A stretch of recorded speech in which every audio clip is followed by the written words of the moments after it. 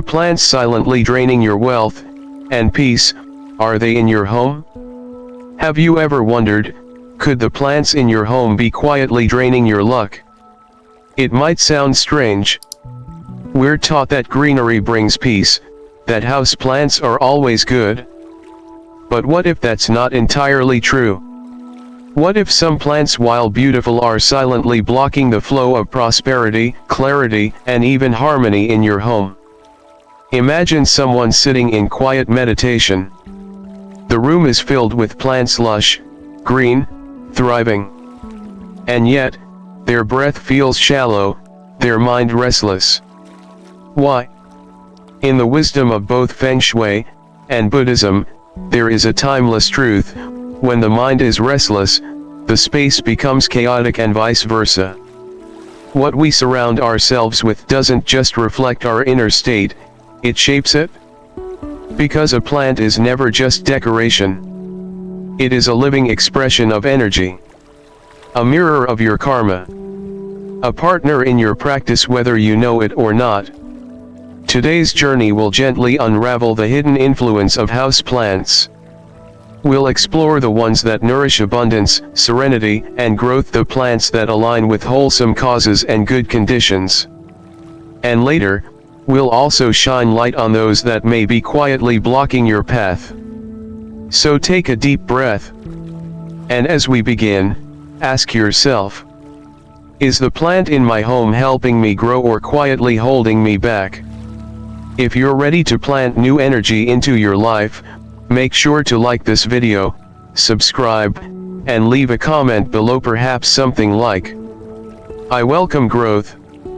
I choose harmony in every corner of my space. Now let's begin with the plants of prosperity, rooted in good seeds and nourished by mindful care.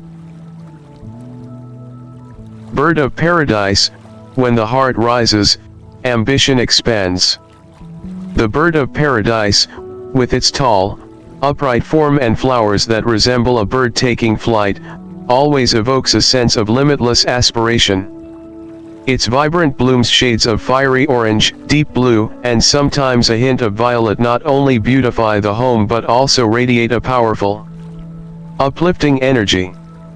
It's the kind of energy that stirs something inside us, the desire to grow, to reach, to become.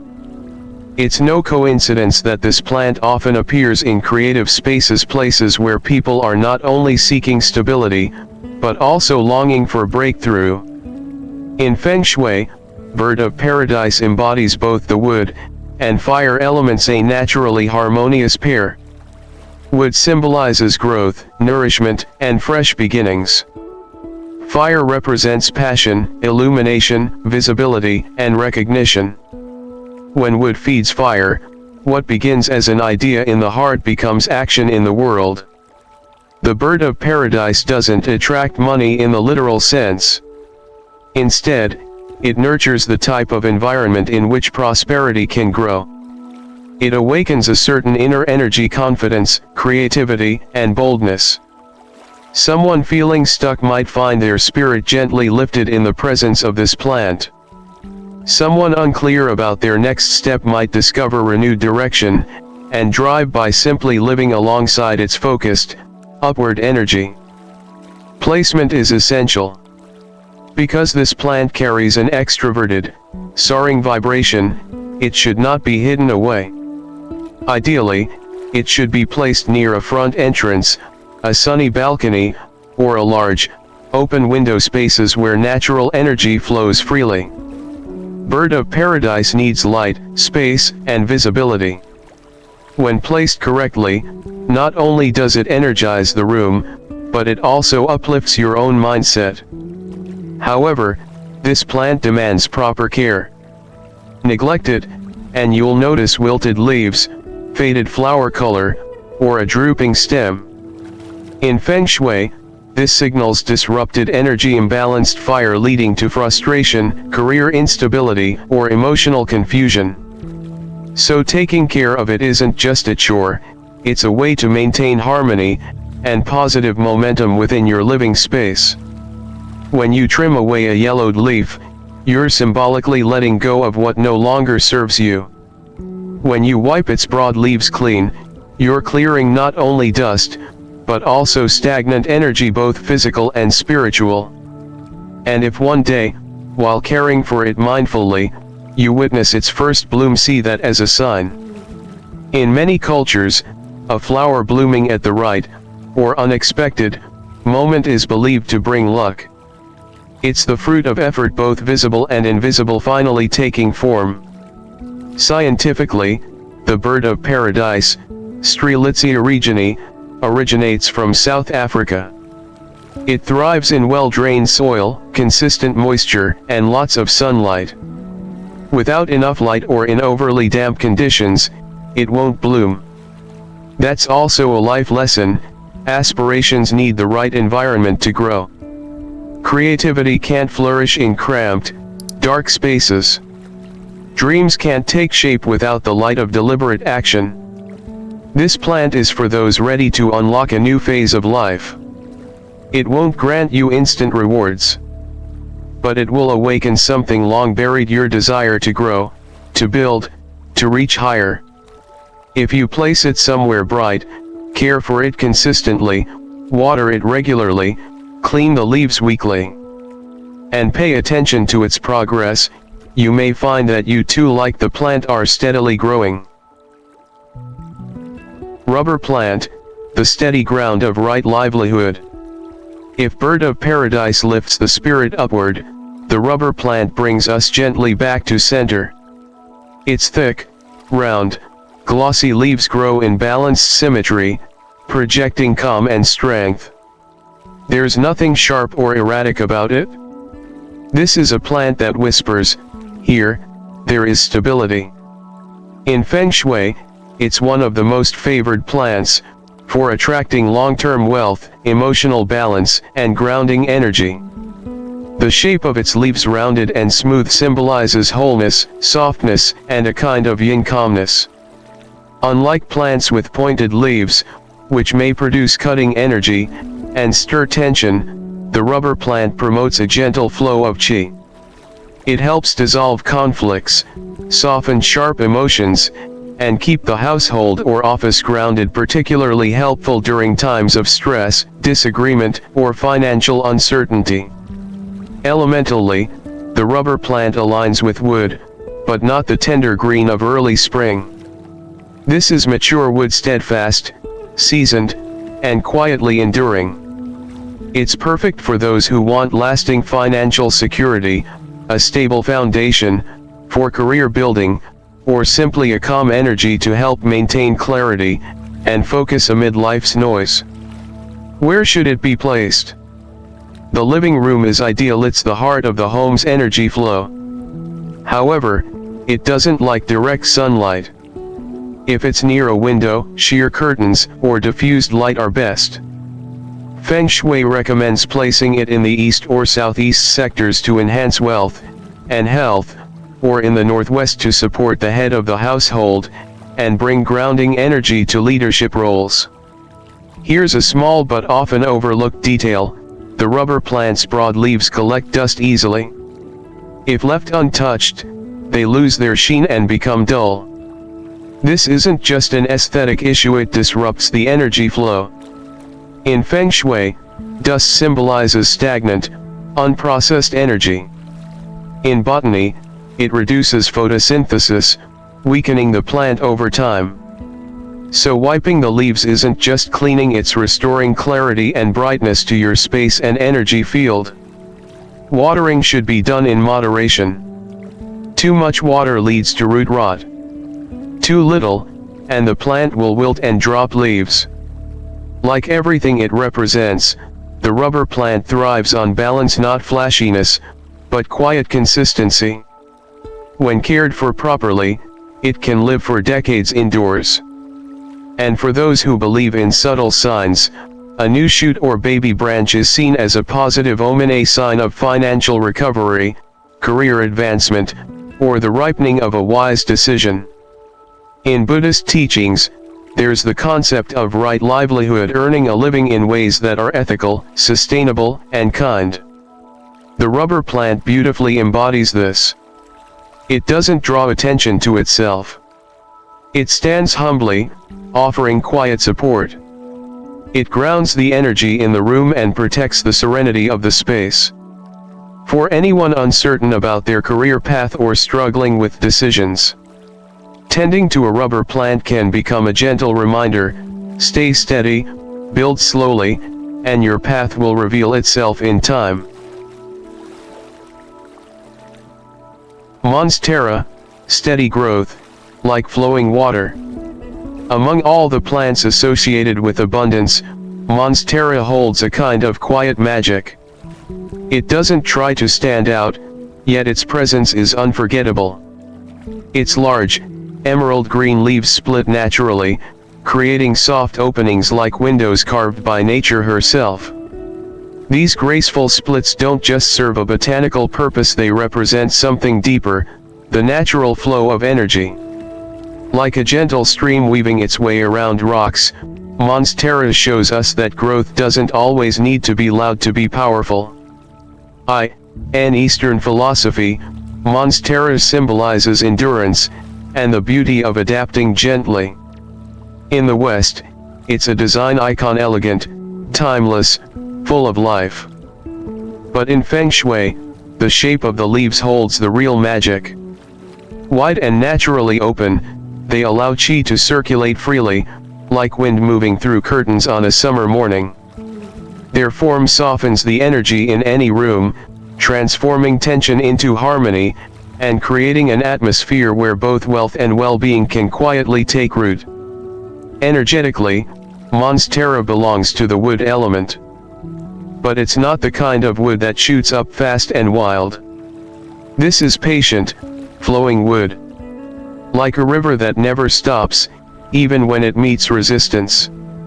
This makes it perfect for people building something meaningful over time: an art career, a slow-blooming business, or even just a more mindful way of living. It's for those who don't need things now, but believe they will come in time.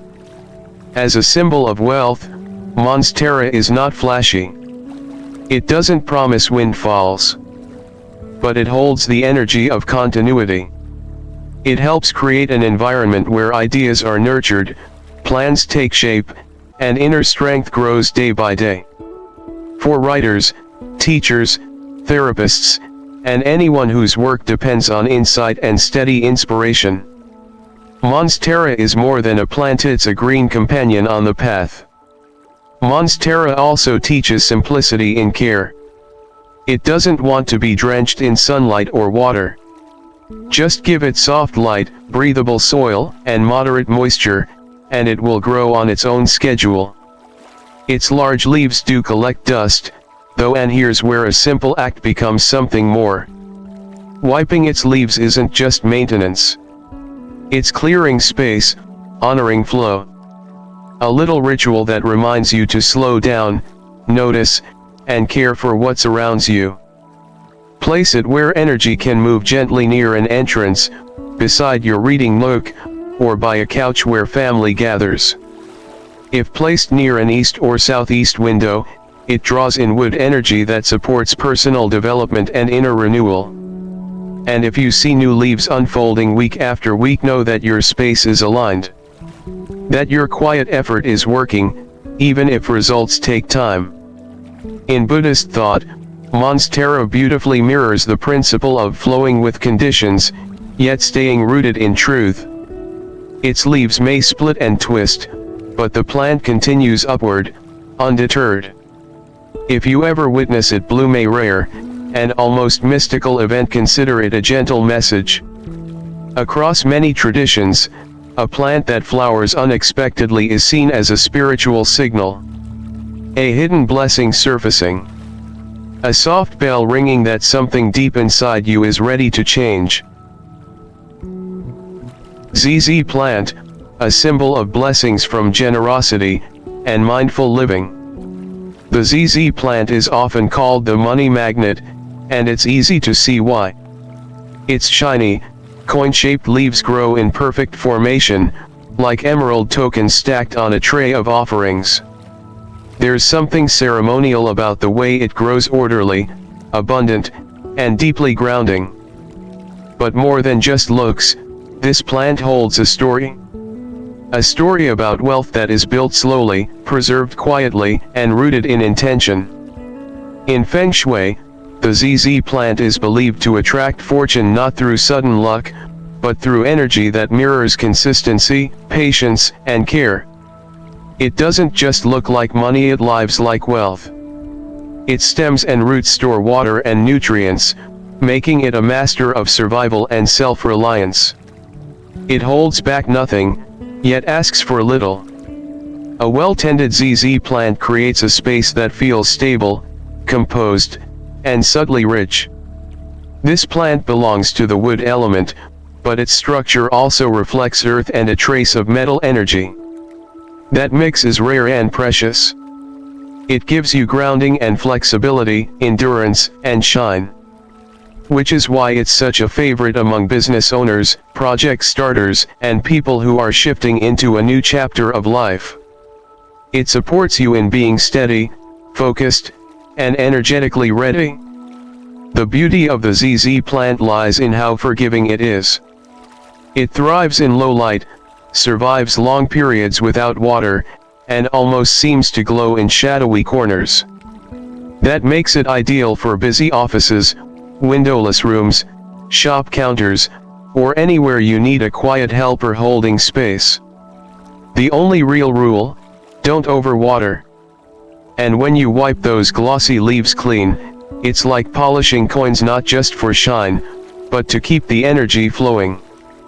When your ZZ plant looks full, upright, and lush, that's a sign your home is in balance. But there's more. Every so often, something magical happens. A flower appears. It's small, easy to miss, tucked near the base, but it carries weight.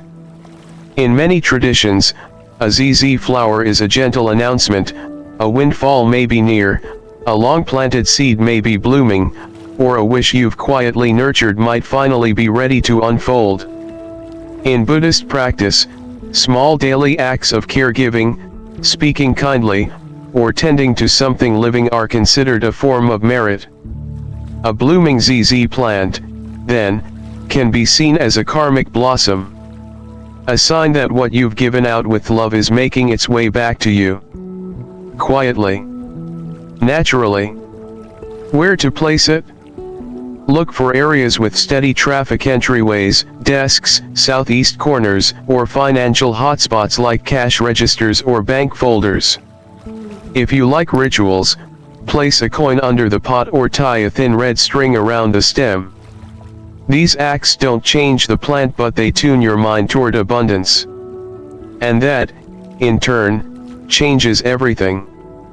The ZZ plant doesn't need applause. It doesn't beg for the spotlight.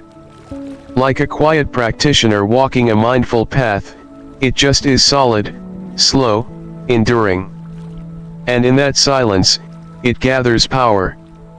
If you're someone trying to manage money better, start a new business, or simply want more calm in your space, this may be the perfect plant to grow with you. Orchid, the silent elegance of contentment. There are few flowers that command stillness the way orchids do. They don't burst into bloom.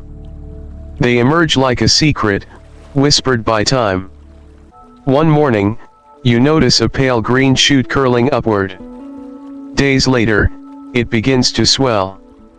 And then, quietly, gracefully, it opens. A blossom unlike any other, balanced, delicate, and impossibly refined. Orchids are not just flowers. They are a presence. In Feng Shui, most plants with pointed leaves are thought to disrupt energy. They pierce, they scatter, they clash. But orchids are an exception. Their slender, arching leaves and elegant petals don't cut through space. They cradle it. The energy they bring is not loud or showy, it's refined. It's the energy of someone who walks into a room, and softens the air. Someone who speaks few words, but is deeply heard. The orchid symbolizes nobility, spiritual clarity, and quiet prosperity. It represents the kind of success that comes not from competition, but from alignment. In both Eastern and Western cultures, orchids have long been associated with high status not because they scream luxury, but because they embody restraint. They teach us that wealth doesn't always dress in gold. Sometimes, it wears white petals and stands quietly by the window. In terms of the 5 elements, orchids embody a harmony of wood and metal. Wood for growth and intention. Metal for beauty, structure, and inner purity. The balance is delicate and so is the care. Orchids need light, but not harsh sunday, humidity, but not soggy roots. They require thoughtful watering, consistent placement, and occasional feeding. In return, they offer a kind of companionship that deepens over time. If you neglect them, they don't lash out. They fade. Slowly. Softly. Their leaves dull. Their flowers wither. And in Feng Shui, that shift reflects more than a plant's health. A drooping orchid can symbolize internal imbalance, emotional weariness, or a loss of clarity in direction. That's why caring for an orchid is more than plant maintenance. It's a kind of mindfulness practice. A way to keep asking yourself, am I giving too much? Am I withholding too long? Am I present enough to notice what's truly needed? Buddhism teaches that contentment is the greatest wealth. The orchid, in its quiet dignity, reflects this teaching. It doesn't chase bloom after bloom. It rests. Waits. Then opens with exquisite timing. Its beauty is a result of patience and care, just like spiritual growth. Just like a life well lived. And should you be graced with an orchid's bloom, especially after a long wait, consider it a quiet gift. In some traditions, a blooming orchid is seen as a sign of inner transformation. A time when your energy aligns with what you've been seeking. A new opportunity may appear. A relationship may deepen. A long-desired insight may finally arise. And it happens not because you pushed, but because you cultivated the conditions for it. Place your orchid in a room where peace matters, a meditation corner, a reading space, a bedroom filled with soft morning light. Let it be seen, but not disturbed. In Feng Shui, east and southeast directions support its energy well. In practice, the best placement is one where you'll notice it regularly without trying. Because that's what orchids teach us, the most powerful transformations often happen when we are quietly tending, not chasing. We've just explored the plants that symbolize prosperity, living emblems of positive energy, and wholesome seeds planted at the right time, in the right place. But in the garden of the home, just like the garden of the mind, not every plant nurtures good fortune. Some, though seemingly harmless, quietly disturb the flow of energy, reflecting neglect, hidden anger, or ambitions that outpace our merit. And if we don't notice them, we may unknowingly be cultivating karma in the very space we call peace. Cactus, the thorn of conflict, the shape of resistance. There's something undeniably fascinating about the cactus. Its sculptural form, its resilience, its ability to survive in barren places. But in the quiet language of energy, beauty, and harmony are not always the same. While the cactus thrives in harsh conditions, bringing it into the soft rhythms of a home is like inviting a lesson that may be too sharp for the space to hold. In Feng Shui, the cactus is often viewed as a transmitter of hostile energy. Its sharp spines resemble blades, and in symbolic language, blades cut. They do not nourish. They divide. Over time, this translates into subtle friction, disagreements between family members, strained communication, an edge to everyday life that never fully softens. From a Buddhist psychological perspective, the cactus mirrors the energy of anger and defensiveness. Its very form is a posture of protection, closed, guarded, unapproachable. To place such a symbol in the heart of your home is to reinforce the belief that the world is threatening. That boundaries must always be fortified, that one must constantly defend. These are qualities of the untrained mind reacting to pain, not responding to clarity. That is not to say the cactus is bad. But like all things, it has a proper place. In outdoor spaces, where its yang energy can disperse under the sky, it becomes a guardian of strength. On a balcony, near a garden wall, it can remind us of perseverance. But when placed in the living room, bedroom, or office places where flow and trust are essential, it can create low-grade energetic tension that lingers like static between people. The remedy is simple. Relocate. Give the cactus its rightful domain outside, where its edges meet the wind and Sunday. Let it be what it is, but not where it doesn't belong. In doing so, you're not rejecting the plant. You're practicing wisdom. You're letting the home be a space for softness. Dead or dusty plants, shadows of neglect. There is perhaps no stronger visual metaphor for stagnation than a wilted, browning leaf left too long in silence. Dead or dying plants carry an unmistakable weight, not because they are evil, but because they are unfinished stories. They speak of something once vibrant, now ignored. Energy that once moved, now blocked. In Feng Shui, these plants are considered energy traps. Their qi has slowed or stopped entirely. Instead of encouraging movement and abundance, they radiate the stillness of decay. Symbolically, they represent missed opportunities, unresolved grief, conversations never had. Their presence can lower the vibration of a room, making it harder to feel clear, hopeful, or inspired. In Buddhist terms, they reflect the mind when mindfulness has lapsed. When we forget to care, forget to water our intentions, our surroundings begin to mirror that inward abandonment. A dusty plant is not just about laziness, it's a sign that presence has drifted. And when presence fades, the seeds of confusion and sorrow quietly take root. The solution does not need to be dramatic. Sometimes, the act of wiping each leaf with care, trimming the dry stems, giving water with awareness is enough to call life back. But when the plant has passed beyond that point, when the roots are gone or disease has spread, it is an act of compassion to let it go. Releasing what is already lost creates space for what can thrive. There is no shame in this. Letting go is also tending. We are not meant to keep everything alive forever. But we are meant to notice. And in that noticing, the energy shifts. Climbing and hanging vines, tangled emotions, quiet chaos.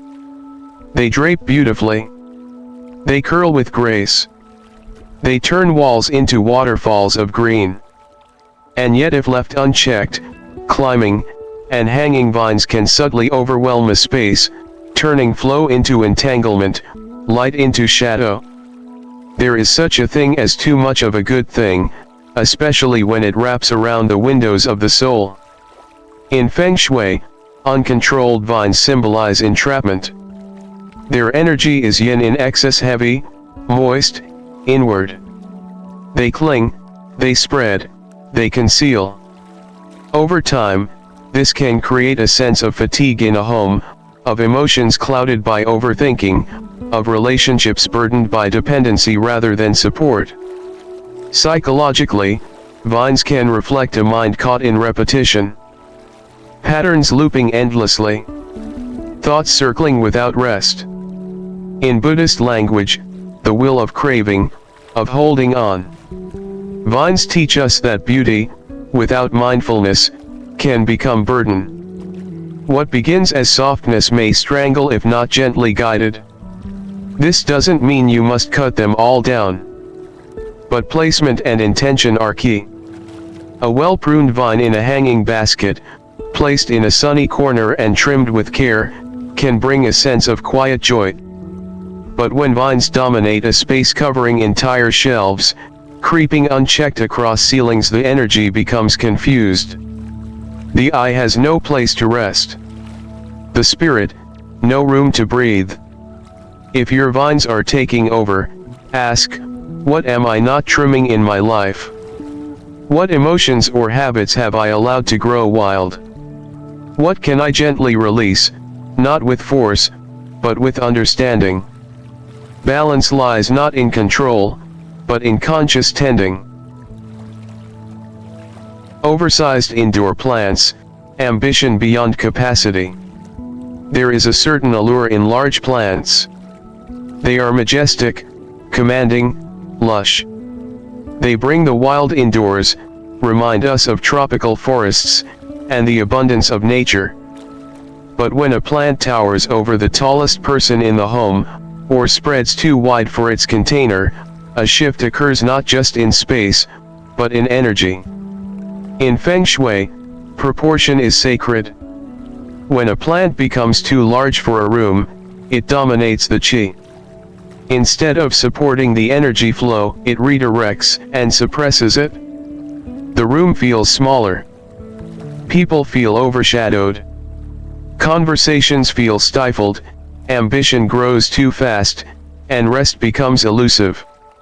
In Buddhism, this is akin to a mind that runs faster than its wisdom. Too much striving. Too much desire. Reaching beyond what our current conditions can truly sustain. The oversized plant is a metaphor for ambition untempered by reflection. It's the dream that expands before the roots are strong. And when the roots cannot support the canopy, collapse is inevitable. That doesn't mean you should avoid large plants entirely. But they must be chosen and placed with humility. Trim them regularly. Choose wide spaces. Let the plant grow with the household, not ahead of it. And always check, is this presence serving the room, or claiming it? When plants become too big for their pot, they suffer. So do we, when we try to grow too far, too fast. Everything has a rhythm. Success, too, must be grown with care.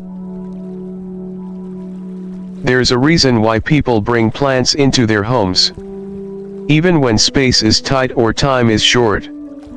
Beyond their color and calm, something in us remembers, greenery is not just decor, it's dialogue.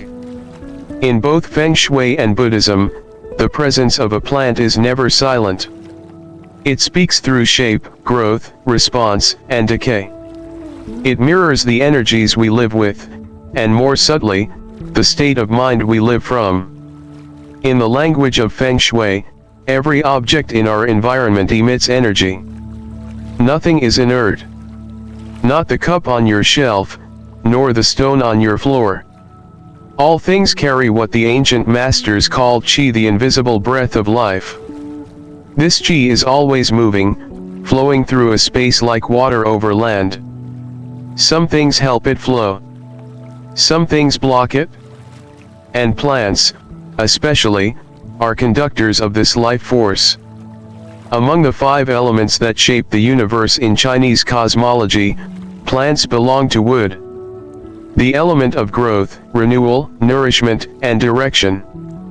Wood energy is the sprouting of spring after winter, the gentle unfolding of possibility. When you place a healthy plant in a room, you're not just adding color. You're inviting in that green, upward breath of vitality. You're telling the room, here, life grows. But Feng Shui is not simply about objects. It's about the relationship between people and space. A plant left to wither sends a very different message than one gently tended to. And this is where Buddhist philosophy and Feng Shui touch hands. In Buddhism, the outer world is always a mirror of the inner one. Just as an untidy garden reflects a scattered mind, so a thriving plant can reflect a heart at peace. What we care for outside is a reflection of what we value within. In Buddhist teaching, every action of body, speech, and mind plants a seed. Not metaphorically literally, in terms of karmic consequence. When you tend to a plant with attention, with care, with a quiet heart, you are sowing the seeds of mindfulness, patience, and compassion. You are not just watering roots, you are watering intention. And intention is the root of all karma. There is a saying among Buddhist gardeners, to wipe a leaf is to polish the mind. It sounds simple, but try it. Take a damp cloth, go to your plant, and slowly clean its leaves one by one. Don't rush. Don't check your phone. Just clean. Feel the texture of the leaf. Notice the dust. Notice your breath. In that moment, you are not performing a chore. You are practicing presence. You are, in every sense, coming home to yourself. Now imagine doing this every morning, just for 5 minutes. Before emails. Before coffee. Before the rush. One practitioner once shared that his entire emotional world changed not from books or retreats but from this simple act of wiping the leaves of a peace lily in the corner of his living room. He said the plant was the first being he had ever cared for without expecting anything in return. And over time, it taught him how to care for his own mind the same way. There's another story, equally real, but with a very different ending. A wealthy businessman, admired in his community, began to lose control of his life. Not all at once but slowly. Tension in the home. Fading health. Financial misfortunes. When he finally spoke to a Buddhist teacher about it, the teacher didn't ask about his investments or his diet. He asked, "Do you have a plant at home you've forgotten?" The man paused, then remembered a bonsai tree, once gifted to him, now sitting in a corner, covered in dust, half dead. The teacher said gently, "Then start there." It may sound too simple, but the mind doesn't always shift through complexity. Sometimes, the smallest reflections are the deepest. The neglected plant was not the cause of his suffering. It was the symbol. A mirror of everything he had been too busy to see: his weariness, his disconnection, his unspoken grief. And when he finally sat down and trimmed the leaves, watered the roots, and moved the plant into sunlight, it wasn't just the bonsai that began to return to life. This is the essence of spiritual practice. Not just rituals or mantras, but small, meaningful acts carried out with sincere awareness. In Buddhist psychology, we say, the mind becomes what it attends to. When we give our care to a growing thing, we are giving care to the habit of caring. We're training our hearts to be steady, gentle, and open. So, what does it mean to choose a good plant? It means more than choosing one that promises wealth or luck. It means choosing a plant that fits your space, your pace, your life.